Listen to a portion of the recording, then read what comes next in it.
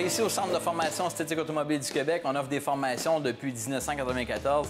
Et moi, ce qui me passionne encore de ce métier-là, moi, c'est le wow du client. Moi, ce que j'aime, c'est quand le client vient prendre possession de son véhicule et qu'il est content. Alors, moi, ce que je vous suggère de faire, c'est regarder les gens qui suivent, comment ils sont contents. Là, c'est assez impressionnant. Là, c'est le moment de vérité. Pourquoi? Parce que, je vais vous faire une confidence de un. Je viens d'apporter ma voiture à ce gars-là, un fou, François Bonneville, qui prend mon auto qui a 315 000 km, en fait 313, mais je dis 315 pour arrondir, Volvo 2001, qui fait de la montagne, qui fait du chemin de campagne, de la boîte, de la roche, des chiens, des outils, des feuilles de plywood, nommez-le. Et là, on me livre mon véhicule aujourd'hui, c'est comme une naissance. Et c'est pas n'importe qui a fait ce véhicule-là. J'en parle parce que je suis très, très impressionné par ce passionné, ce crack, ce fou dans la tête, qui a pris mon véhicule et qui le pimpe carrément.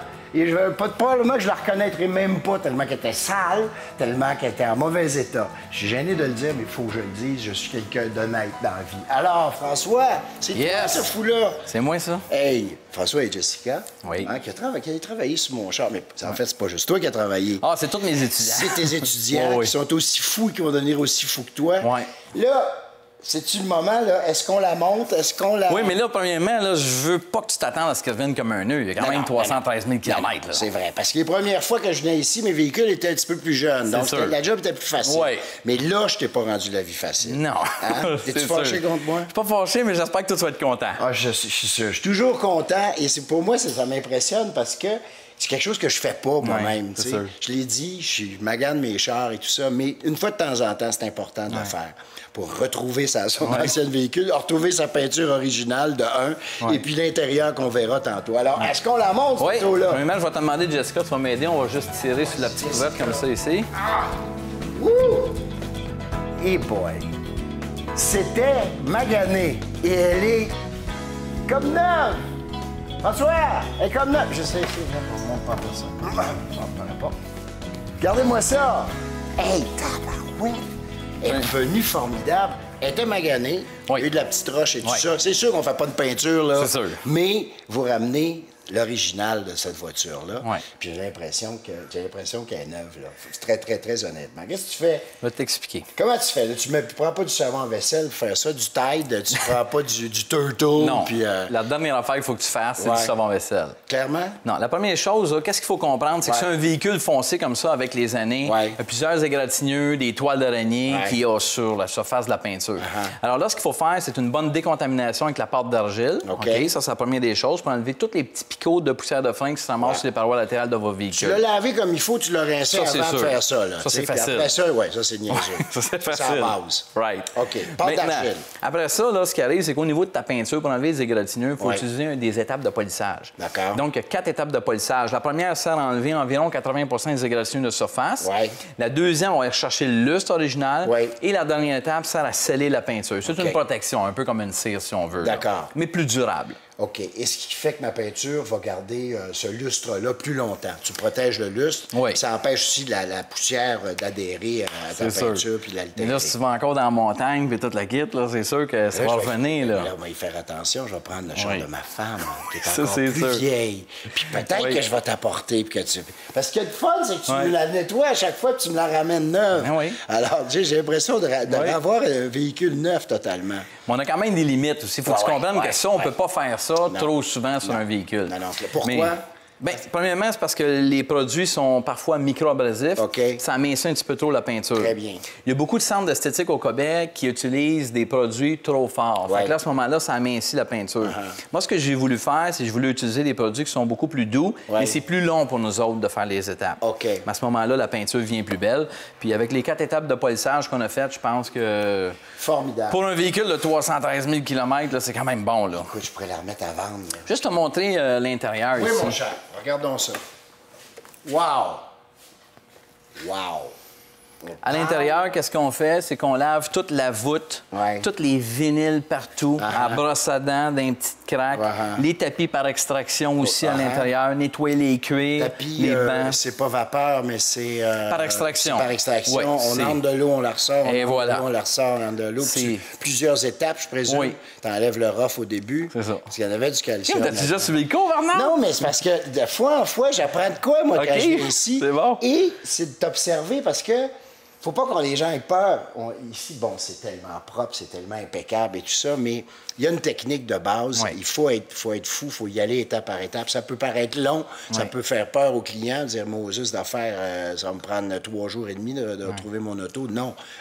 Des fois, la job est moins lourde pour certains véhicules. Faites peut-être y aller pas autant en profondeur. Une voiture comme ça, il faut y aller en profondeur. T'as pas le choix. Il faut que la machine elle chauffe au moins 200 degrés pour aller faire fondre tout ton sel, ton calcium, puis vraiment nettoyer en profondeur. D'ailleurs, Bernard, j'avais ramassé quelque chose pour toi. J'ai pensé à toi, tous tes poils de chien, je t'ai gardés, je t'ai mis dans un Mes poils de chien! Ben oui, mais écoute... Tu sais que je n'avais enlevé un peu, là. J'avais enlevé une couche avant de venir ici. Tout gênant. Hein? Oui, j'ai pas vidé la balayeuse encore. Non, mais là, juste ce qu'on a ramassé à la main, c'était ça. Je vais les ramener puis je vais les greffer. Je vais peut-être me greffer sur la tête à moi. Extraordinaire. Good. Faut que je te montre le moteur. Oui, faut que tu montes le moteur. Puis, sans parler, on les verra aussi. T'es en train de faire un show de télé, là. T'es en train de te faire une entrevue. Comment?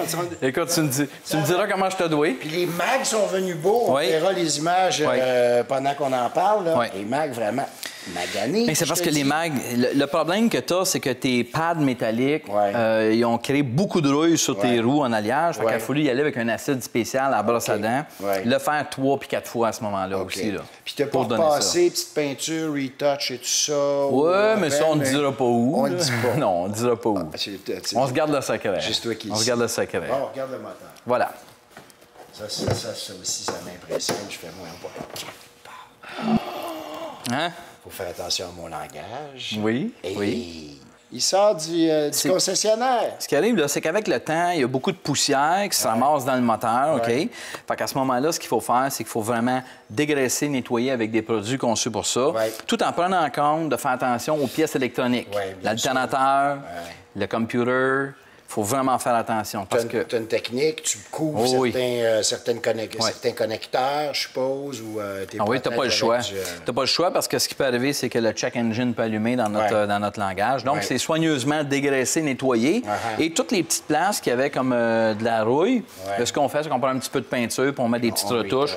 C'est juste pour lui donner un aspect neuf. Regardez ça. C'est beau, hein? Donner un aspect neuf, tu l'as dit. C'est ça qu'on veut. Parce que c'est une tricherie quelque part. Oui, c'est sûr. Parce que, bon, ça risque de revenir, cette rouille-là et tout. C'est normal à l'usure d'une voiture, tu sais. Extraordinaire. Voilà. Hey, et conseil, François. Maintenant, là, si je veux l'entretenir, moi, là. Parfait. Je veux qu'elle reste belle. Quelqu'un qui veut, de base, là, garder sa voiture là, top-notch, puis qu'il n'y ait pas, comme moi, un gros travail à faire dessus, qu'on dirait quoi?